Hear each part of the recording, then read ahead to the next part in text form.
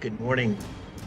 Yes, it is morning as I make this video, and we need to know that we're coming to the end, but we're also coming to the beginning. Endings are beginnings, and that is what we need to talk about as we complete this series on World War II. We're going to talk about turning points, and we're also going to talk about atomic bombs. And as we talk about the end of the war, we need to know that it was not nice and tidy.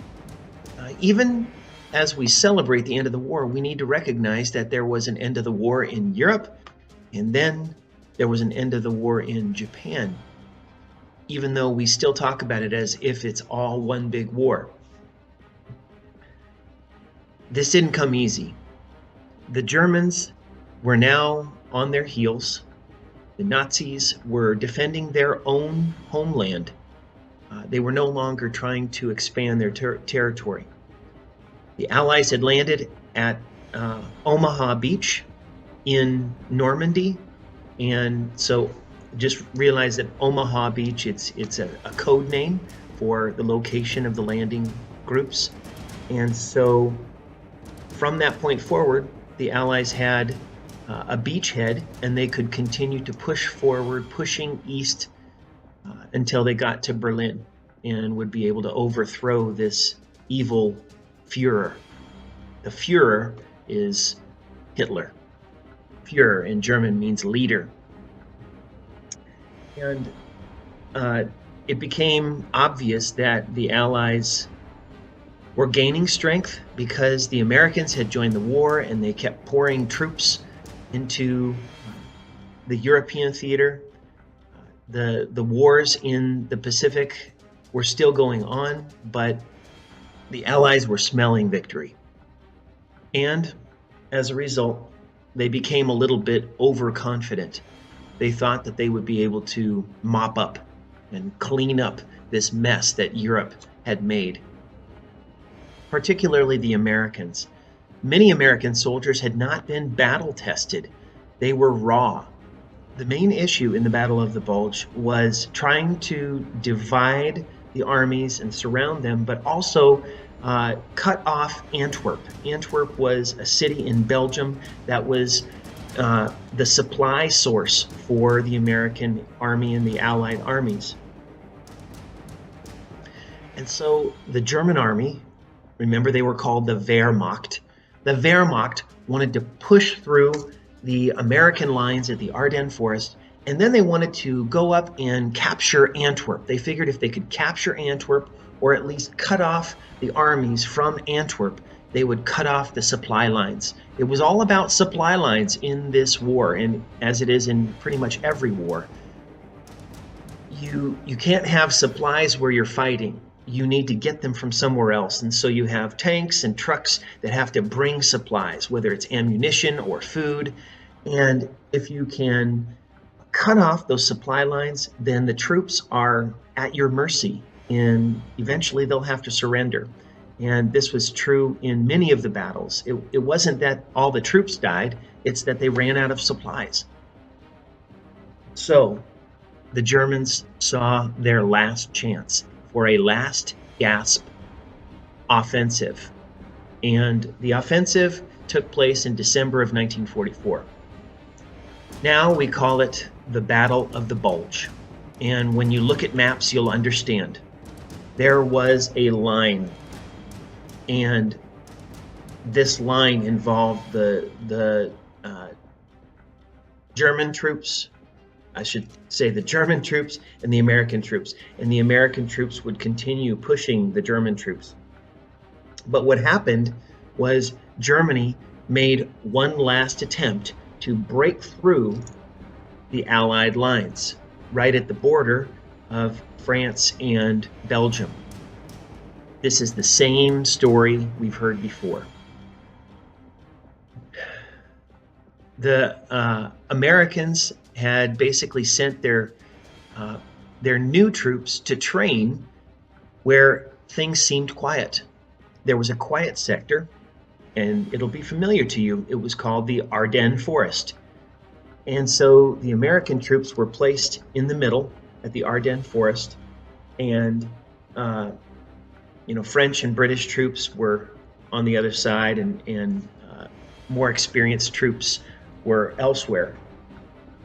And that's why the Germans attacked. And they pushed into the line, and as a result, it bulged. And it could very well have been the end of the war in the other direction, because if the Germans had been able to break through, they would have cut the armies in half. They would have been able to surround these inexperienced American troops. And, in the Germans' minds, all they wanted was an end to the war, very similar to World War I, but maybe with a different outcome, with no Versailles Treaty. And this battle was one of the bloodiest of the war. It was the battle with the highest number of American casualties. On the German side, there were about 450,000 troops. And again, at this point, young boys were being put into the army because so many people had been killed on the German side. On the Allied side, there were about 600,000 troops, mainly Americans. And so what ended up happening was one division was a remarkable success story. The 99th Infantry Division was made up of these young American recruits, these raw troops, and they fought incredibly.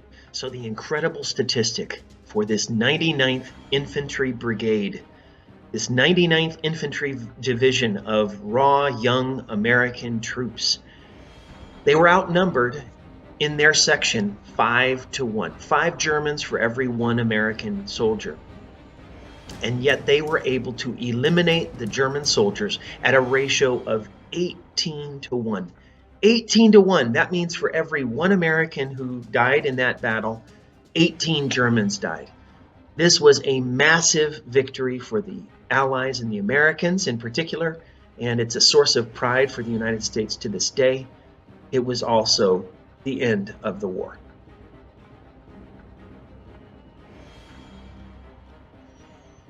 So the Battle of the Bulge is a story of heroes, hundreds of thousands of heroes.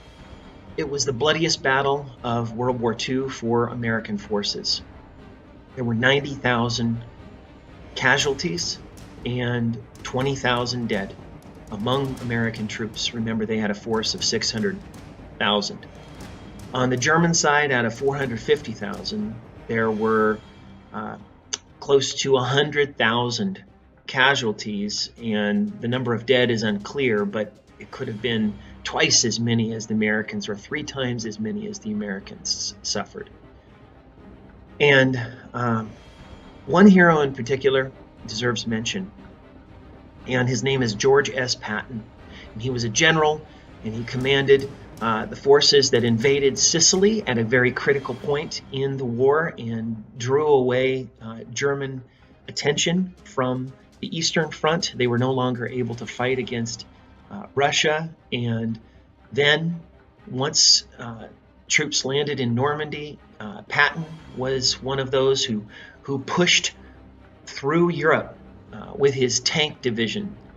And he became known for his warfare with tanks. In fact, in World War I, he had been one of the first people involved in tank warfare. And even before that, he was involved in the operation to hunt down Pancho Villa and was a part of the first motor vehicle use in warfare. And so George Patton was known for tanks, and today we have the Patton tank named in honor of him. Well, Patton kept pushing, and at the Battle of the Bulge, he was instrumental in resupplying the beleaguered American troops and was seen as a hero by the troops.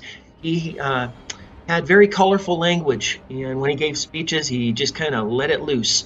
But this created some discontent among his superiors, and sometimes he was shifted around because he was resisting his situation, and he said things against the Soviet Union that created diplomatic problems. And so ultimately he was in charge of the army in Germany after the war and during the occupation.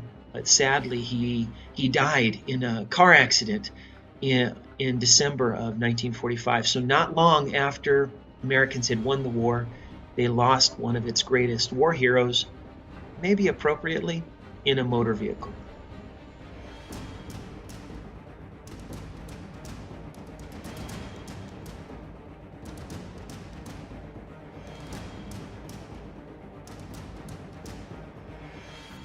Okay, now it's time for us to pick up some of those loose ends. The story of the Soviet Union needs to be continued here, and we need to find out what happened with Operation Barbarossa. We mentioned that was named for a medieval crusader, and the Nazis invaded the Soviet Union even though they had a non-aggression pact, and Hitler told Stalin that he wouldn't invade, but basically both groups really had other plans. In fact, historians have concluded that Stalin had plans to invade Germany, only Hitler beat him to it. So, what is the story of Russia or the Soviet Union during World War II? Operation Barbarossa began very well.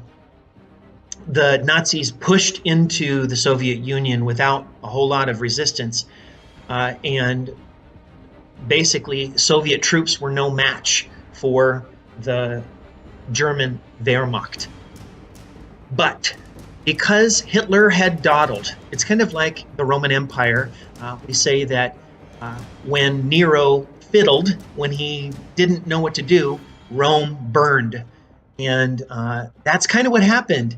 When Hitler fiddled, Russia froze. And so the Germans were supposed to start in May of 1941 with their offensive, and it was called Operation Barbarossa. And instead, they started in late June, and that meant that it might not finish before the colder weather set in. Now, the Nazis were very confident. They had had no trouble with Poland, and the Soviet Union maybe was a similar situation because the Germans had superior air forces and could establish supremacy in the air. Air supremacy is repeatedly important in so many of these battles, whether it's the Battle of Normandy or the Battle of France or the battles of Operation Barbarossa. And so first came Leningrad. Now, I need to clarify, Leningrad and Stalingrad, they sound the same. The grad part we've already talked about. It means basically castle or fortress. And Petrograd was the name of St. Petersburg. It changed its name because people felt, during World War I that it sounded too German, so they became Petrograd. But after communism became the law of the land, it was changed to, after Lenin died, it became Leningrad. So Leningrad was the westernmost capital of Russia, the window on Europe, a very advanced city. And it was also the home of many Soviet uprisings, and so it was symbolic for the Soviet Union, and that's why Hitler wanted to crush it. He didn't just want to crush it, he wanted to strangle it. He wasn't willing to sacrifice too many troops all at once, but the siege of Leningrad lasted nearly 900 days, 870 or so. And 900 days, 2.5 years plus. And this is one of the most awful tragedies in human history.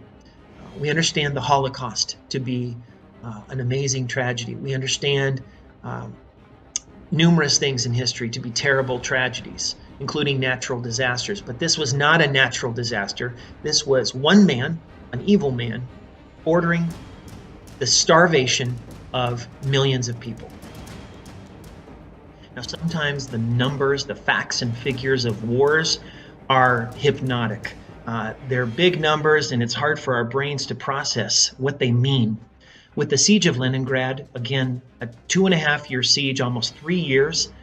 That's an amazing number that just makes us hang our mouth in horror. And in addition, the death toll over the course of those 2.5 years, it was probably close to 4 million. At least 3.5 million people died as the result of the siege of Leningrad. And Hitler, from the beginning, he said, I don't care about the population. It's the problem of the Soviet Union. And so he was treating them like they were nothing, like they were objects, and they should be crushed. And so the siege of Leningrad started in September of 1941. Before that, things had started changing already because of Rasputitsa. Rasputitsa is Mud Month. In the Vail Valley in Colorado, where I was privileged to be able to live for a while and work at a school, we experienced Mud Month every year because there was a lot of snow, and when things started to melt in May, it happened very quickly. And the same thing happened then when the rain started in the fall. Mud Month meant a period where the roads got difficult, especially if they weren't paved, if it wasn't highways that you were traveling on. Well, in the Soviet Union, Rasputitsa is devastating, and it's one of the chief defensive benefits that Russia has to fight against invaders. Rasputitsa makes the roads pretty much impassable. And the German Wehrmacht experienced this. Their tanks and their trucks and even their horses and carriages, when they resorted to that, they were getting stuck in the mud and they had to be pulled out. And it slowed them down incredibly. Remember, they had been pushing right into the Soviet Union, but because they started later, the weather started getting rainy and changing, and eventually it would get very cold. That probably led to Hitler's frustration. He wanted things to move forward, and he figured that eventually Leningrad would just give up. Not that 4 million people would die as a result of his monstrous abomination. So the Russian winter of 1941 was the curse of Napoleon. The same thing happened because the German soldiers had figured they would have a quick victory. If they could defeat Leningrad and then defeat Moscow, it would be over. Soviet Union would surrender and they could go home. They didn't have winter clothing. Same thing happened to Napoleon. And so the Russian winter of 1941 was brutal. You can imagine how brutal it was for the people of Leningrad. Without any fuel to heat their homes, without food, it was a time of intense misery. During that period in December of 1941, Shostakovich, a very famous Russian composer, wrote a symphony called the Leningrad Symphony, and it was dedicated to his people who were suffering in Leningrad. And it was an amazing piece of music, and it was introduced in the spring of 1942. The incredible thing is it actually made its way to Leningrad.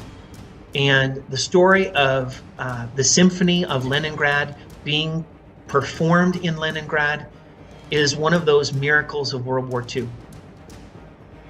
On August 9th, 1942, the symphony dedicated to Leningrad by Shostakovich was performed by the Symphony Orchestra of Leningrad.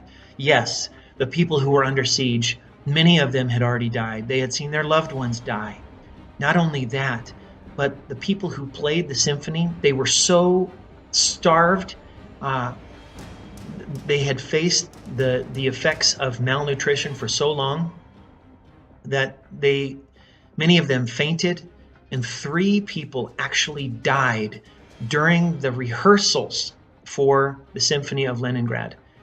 And they only were able to play it through one time as a practice before their actual performance on August 9th. This is an incredible story, and the people, this makes me tear up a little bit. They applauded and gave an ovation for 1 hour. the people of Leningrad, they cheered for an hour. And these are people who are starving. They had lost everything, but this symphony gave them strength. And so the people of Leningrad are inspiring to all of us. In a time of hellish war, they maintained their dignity, their honor, and I do pray that we can all remember that legacy. So Operation Barbarossa wasn't going as planned. Hitler got frustrated and headed toward Moscow. But amazingly, even as the troops were heading toward Moscow, Hitler ordered a halt to the troops and did not directly attack Russia. It did not directly attack Moscow. And this is another example of Hitler seeming to overthink things and to overrule his generals who knew better. Well, that was called Operation Typhoon. It's kind of an interesting name for the Battle of Moscow. And Operation Typhoon started well, but ultimately the Red Army fought back, maybe inspired by what was happening in Leningrad. And the people rose up. As winter started to set in, the troops slowed down, people were dying in the German army, and as a result, the Red Army was able to cut off the supply lines for the Germans, and the German army was surrounded. Now, they were still able to fight, but what happened is the Germans actually tried to drop in supplies from the air because they had air supremacy. But eventually, it was a loss. The German army that was surrounding Moscow, they had to surrender themselves because they, in turn, were surrounded. That brings us to the next massive battle during the winter. Because of Hitler's frustrations, he made another mistake. He kept fighting through the brutal winter of 1941. He had actually started the Battle of Stalingrad in August of 1941. But when you start a battle on such a massive city, it's going to last a long time. In fact, it lasted all the way to February, more than 5 months.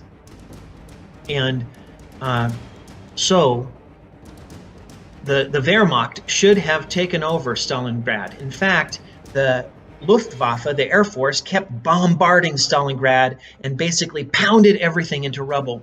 And that should have ended that battle, but it didn't, because the people of Stalingrad, they started fighting the German soldiers with guerrilla warfare, house to house, in the rubble, and they would not give up. There was no siege of Stalingrad like there had been and like was ongoing in Leningrad, but there was a massive casualty toll. In all, there were 2.2 million personnel involved in the war. 1.8 million became casualties, either being wounded or dying in the war. 500,000 were killed on the Russian side alone. So, Stalingrad, I just want to clarify, is actually Volgograd today. Stalin fell out of favor, and so his name was removed, just like Leningrad became St. Petersburg again after the fall of the Soviet Union in 1991. But Volgograd, or Stalingrad, is an extremely crucial city because it's on the Volga River, controls the Volga River, essentially, which is the lifeblood of Russia. And so you can see this city in southern Russia was very important, and it was imperative that Hitler win that battle, and he didn't. This battle was called, I should say, the operation from the Red Army that won the battle for the Red Army was called Operation Neptune. And the Battle of Stalingrad was the biggest battle of World War II. Finally, in Russia, you had a third battle in the trilogy, if you consider Leningrad, Stalingrad, Moscow and Stalingrad. And this third battle is called the Battle of Kursk. The Battle of Kursk was kind of the last gasp. In 1943, after the Germans had lost at Stalingrad, they attacked Kursk, and the goal was to still be able to salvage this Russian war. Only at that same time, George Patton and the Allied troops invaded Sicily, and so Hitler's attention was pulled away from Kursk, and the battle was again lost, and basically the Germans had to give up the Eastern Front. The Battle of Kursk was known as Operation Citadel. A citadel is a castle, and it's very ironic because it was the Russians or the Soviets who actually had the citadel, the castle, that wouldn't be overthrown and overtaken.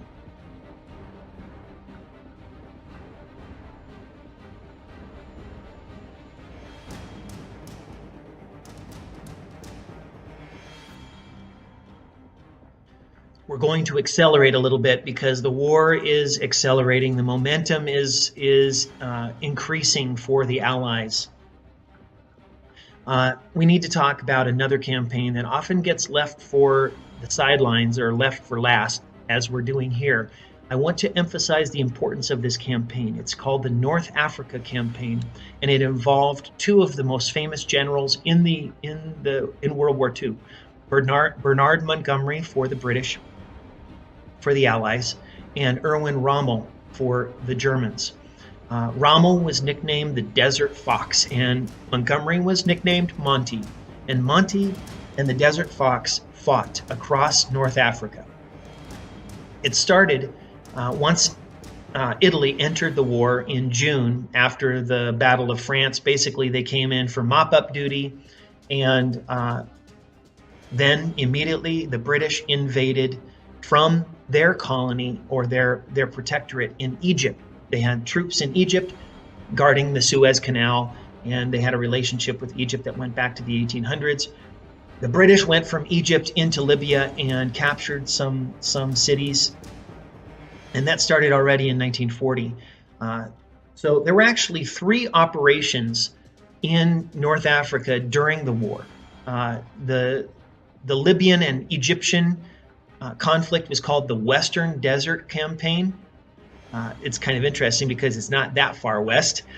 It's kind of more eastern in Africa, but it was the Western Desert Campaign if you consider what was going on in Russia. And there was also Operation Torch happening in Morocco and Algeria, and that's really further west.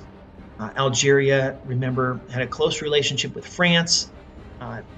Sometimes they fought each other, but the main thing is the French had a colony in Algeria, and Operation Torch was intended to liberate Morocco and make sure that the Germans didn't take over those countries.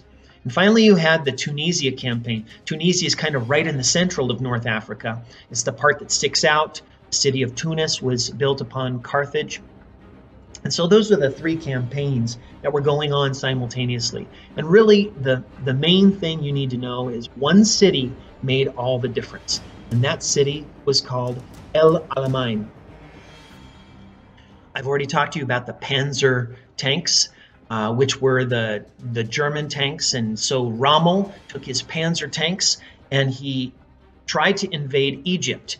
And this was a key situation. If the Germans had taken over Egypt and the Suez Canal, again, the British and the Allies would have been cut off. They would have had to go all the way around Africa in order to get to other places in the world. So the Suez Canal was critical for the success of the Allies during World War II. So there was a first battle of El Alamein in July of 1942. And it essentially was a stalemate, and the British were able to keep Rommel from going all the way and taking Egypt. So the second battle of El Alamein is the one that is what legends are made of. And the leader of the British forces was killed, and so General Bernard Montgomery was appointed to take over, and Monty fought against Rommel. And the result was a massive victory for the Allied forces, and the result was the end of the Western Desert Campaign. It's very interesting because the Second Battle of El Alamein, it started in late October and it ended on November 11th. A couple of interesting things happened on November 11th, the end of this critical battle in North Africa. You also need to know that November 11th was the birthday of Patton. And so, when we celebrate Veterans Day, I hope we'll remember Patton and his birthday. And I hope we'll remember the end of this battle of El Alamein, the Second Battle of El Alamein.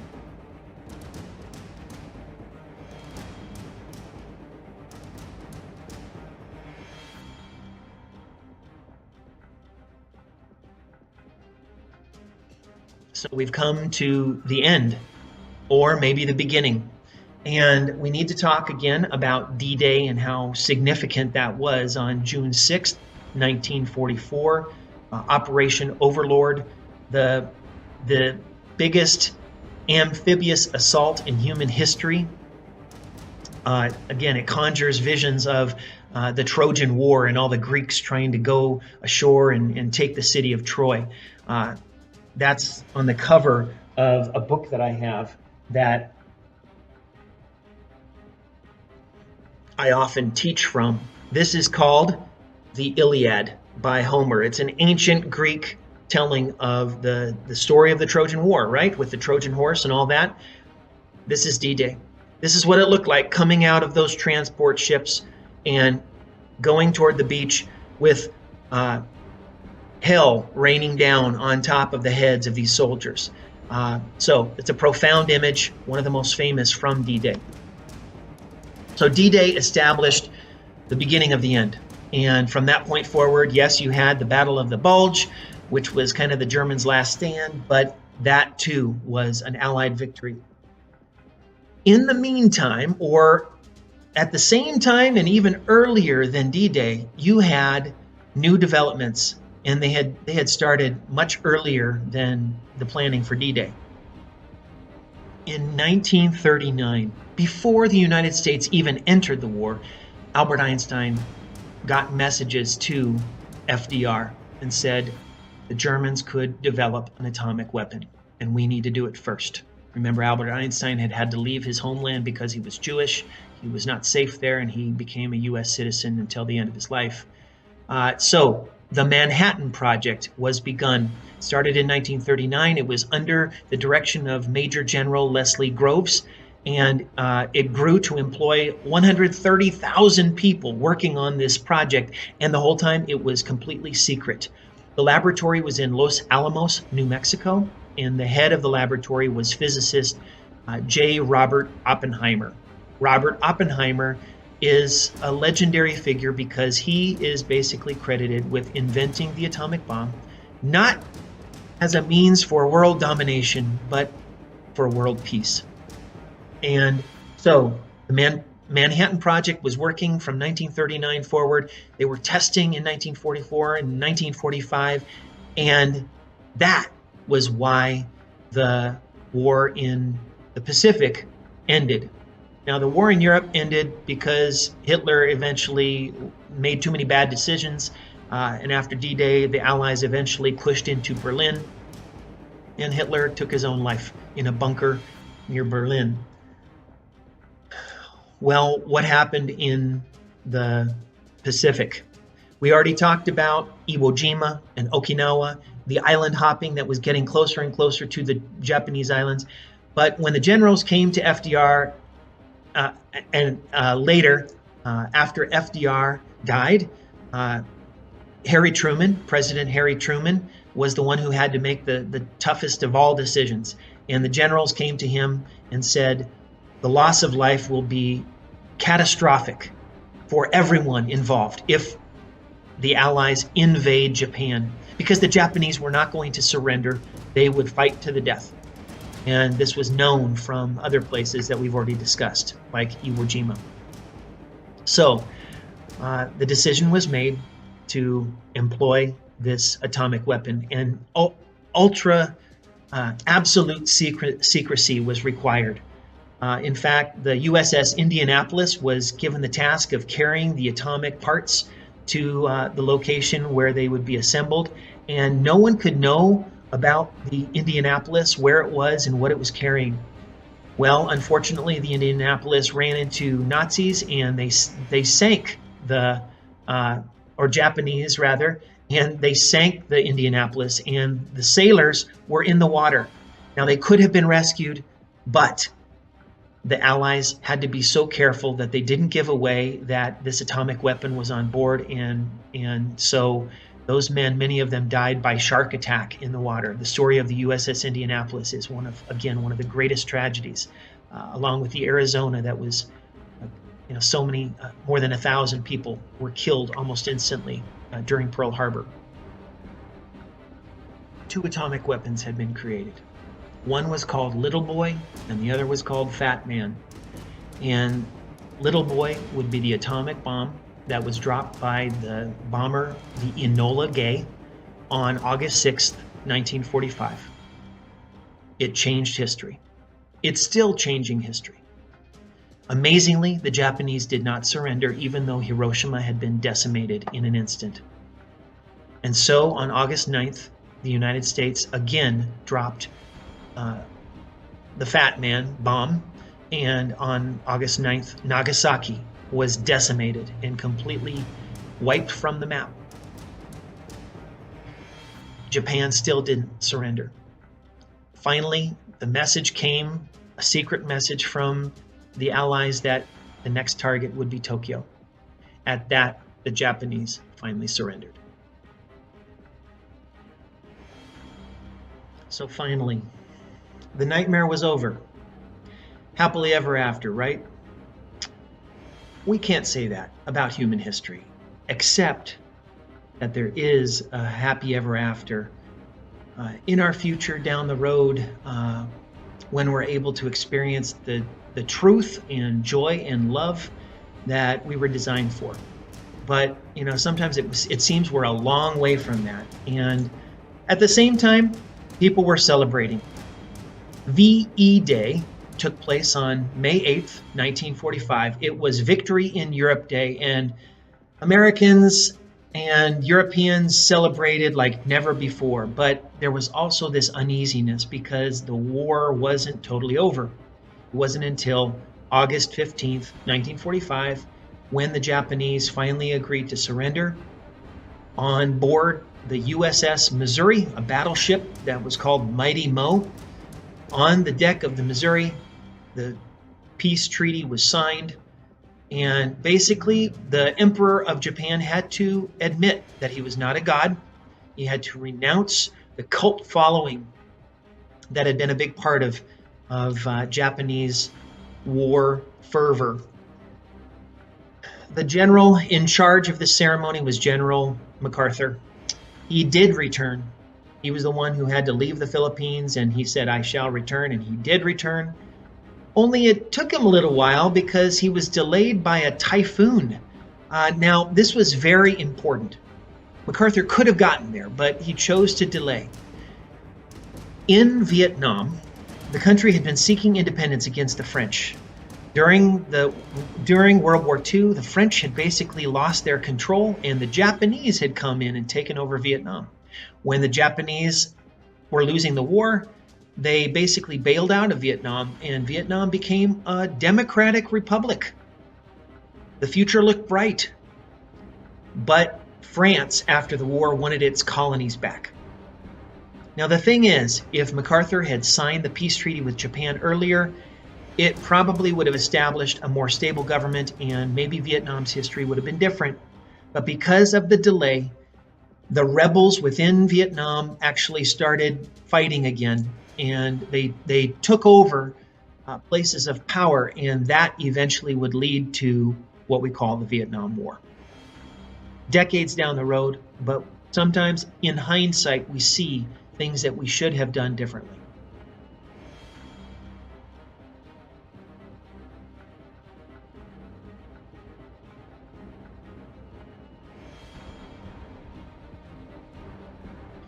So where does this all lead? Well, obviously, we're only halfway through the 20th century, and there's a whole lot of history left to learn in our next video series. But for now, we're able to see this as an ending. You need to see that the Allies were getting ready for the end long before the end. In fact, in 1943, the Allies invaded Iran, and it was very important because that was an area of weakness. In the Middle East, there were a lot of British and French troops, and the British were able to invade Iran with the help of the Soviets and establish a zone in the Middle East that was ruled by the Allies. And so there was a conference, first in Cairo, which was controlled by Britain.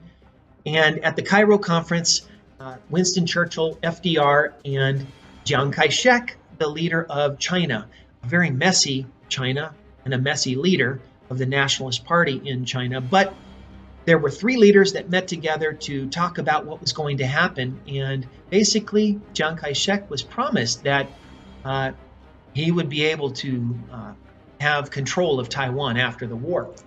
And that had belonged to the Japanese. Tehran then became a site right after the Cairo conference. Tehran had a conference, and Chiang Kai-shek wasn't there. Instead, Joseph Stalin was there. Now, the deal is this. Stalin and Chiang Kai-shek, who was also known as the Generalissimo, as the leader of the armed forces in China, those two leaders couldn't be together because the Soviet Union was not yet at war with Japan. They were only at war with Germany and Italy. And so Stalin couldn't meet with Chiang, or that would make Japan very angry and would lead to war. So all of this is like a big chess game. So right after the Cairo conference, you have the Tehran conference. And it was basically, let's tell Stalin what we talked about with Chiang, and let's all get on the same page. So altogether, you could think of them as four figures that are very important in reshaping and just planning the post-war world.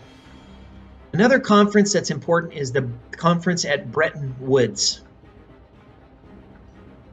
The Conference of Bretton Woods was held in July of 1944. And this was a critical conference. All 44 of the countries that were the Allies were represented at this conference. But largely, it was not just about the leaders talking. It was about bankers, people who knew economics, because there was a lot that needed to be sorted out to make sure that another world war would never happen.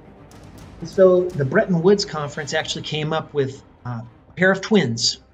The IMF, which was the International Monetary Fund, and the World Bank. And those two organizations we mentioned earlier, they were responsible for providing money. So the economies of the world would get together to help countries that were developing so that they could feel that they were able to improve their own position as long as they had a democratic government. So that was always a requirement, that the country needed to have a plan that involved all of its people. One thing to remember is something called the Atlantic Charter. The Atlantic Charter had been established by the Allies to declare that all people around the world had a right to choose their own form of government. The next conference then was also very important, and it took place in 1945. In February 1945, there was a conference on the Crimean Peninsula in the Black Sea. And this conference involved the main leaders again, Stalin and not Churchill only, because Churchill was transitioning to a retired status. He was basically voted out of office at the end of the war. And Clement Attlee became the prime minister. And so both of those prime ministers were there, along with Harry Truman, the new president after FDR died. And so this is very important because the Yalta Conference led to planning for how to govern Germany once Germany was conquered. It was inevitable in the minds of the Allies that Germany would fall. And so there was a Yalta Declaration basically saying that not only were countries able to choose their own government, but that those governments should be democratic. There was a lot of negotiating because the Soviet Union wasn't a democracy. So they agreed, but we understand that later they basically backed out of their agreement to allow democratic elections, not just in Europe, but also in North Korea, for example. Another conference then was held close to the end of the war for good and before the atomic bomb was dropped. It was at Potsdam, which is in Berlin. So it's also known as the Berlin Conference. The Potsdam Conference was basically saying not just how are we going to govern Germany, because they had already started talking about that, but they also needed to talk about the terms for surrender for Japan, because the end of the war was very near. And so, that conference was until August 2nd, I believe, and that the bomb dropped on August 6th and 9th, and then finally on the 15th, Japan surrendered. Finally, there are some loose ends that we need to tie up. Unfortunately, this isn't a case where we can tidy things. It's messy. So let's start with the Nuremberg trials, which were the war crimes trials held in the German city of Nuremberg from November 1945 to October of 1946.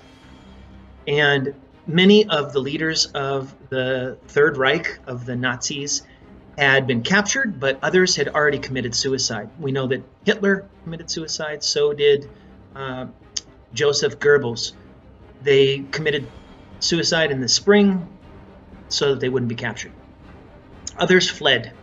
Men like Adolf Eichmann, who was responsible for the final solution in the extermination camps that killed the Jews in what we call the Holocaust. So there was also the Gestapo and the SS. SS stands for Schutzstaffel, and that means security division. And they did more than just provide security. They were ruthless. The Waffen SS were actually a military force. Waffen means weapon. And so that is often what we think of. We watch movies and we see the Waffen SS, these secret police who are going around and they're capturing people who are against the government in some way, especially Jewish people, but also dissidents, even pastors like Dietrich Bonhoeffer. There were concentration camps that were established as a part of this organization. The Gestapo eventually became part of the SS, and the SS was replacing the SA from the early part of Hitler's career. And so if you say Gestapo, you're usually focusing on the secret police, and the SS was less secret. They were kind of out in the open in many cases. But all of this represents anti-Semitism, which is hatred against Jewish people. Other people were persecuted, gypsies, Slavs, who were a part of the Eastern European and even Russian population. In Mein Kampf, Hitler had said how much he hated the Slavs and considered them to be a subhuman race. So that is part of the problem. One camp that was established was in Germany. There were many camps established in Germany itself that took care of political prisoners, either forced them to do hard labor until they died of exhaustion, or actually intended to kill them with poison gas and then cremate their remains. Dachau is maybe the most famous camp. It's near Munich, and so you can go see that today, and it's a horror, but it's a horror that we all need to confront and realize it's a part of our human history. And the other is Auschwitz, which was in Poland. Obviously, Germany considered Poland to be part of its territory after it defeated Poland at the beginning of World War II, and Auschwitz became an extermination camp, the most notorious. Above the gate was written, Arbeit macht frei. That means work makes you free, and that was totally a lie. Everything about the extermination camp was a lie. And so the Nuremberg trials were intended to bring people to justice, and some were brought to justice. Hermann Göring, the right-hand man of Hitler, right-hand man of Hitler, who had actually started the SS, he was arrested, and then the night before his trial, he had a cyanide capsule, a poison capsule in his mouth. He actually had it on his body hidden, and he ate it and killed himself. And this was a common thing. Adolf Eichmann then was tracked down to Argentina in 1962. He was tracked down by Israeli intelligence agencies, the Mossad, and this was the biggest victory for that sense of justice that the Jewish people needed to know that Adolf Eichmann wasn't going to get away with the crimes that he had committed. And so he was executed. He was hanged in 1962. So the Nuremberg trials had some successes, but other people got away. And they lived in South America, lived long lives. A couple were found later on, but many escaped. And this is, again, a sense that things did not get tidied up like they should have. Well, how is this all going to end well? There was a dream, the United Nations. On October 24th, 1945, here in San Francisco, the United Nations was established. Now, the headquarters had not been decided upon, and eventually it was settled on New York City for the headquarters. But San Francisco still has the UN Plaza downtown, and it's not a place that many people even realize is there. We need to go there. We need to make a pilgrimage to see this site that represents a dream, and that dream has not been fulfilled. The United Nations is fraught with problems and disagreements. The United Nations is built on the idea that you have a Security Council of 15 members, and then 5 of those members are permanent members, and those 5 members are the Soviet Union, along with the other allies, the United States, the UK, France, and then also China. Those 5 countries do not agree on much. As a result, all of them have veto power, and because of their veto power, they can get rid of anything that is seen as hostile to them. And as a result, the United Nations is not able to agree on many things, but there are many, many organizations like UNICEF that helps to take care of starving people in the world, specifically children. These are successes. It's lasted a lot longer than the League of Nations, and there's still hope for the future. And on that note, I want us to remember that even in our own backyards, we have reminders of World War II. We have reminders that we have a lot of work to do.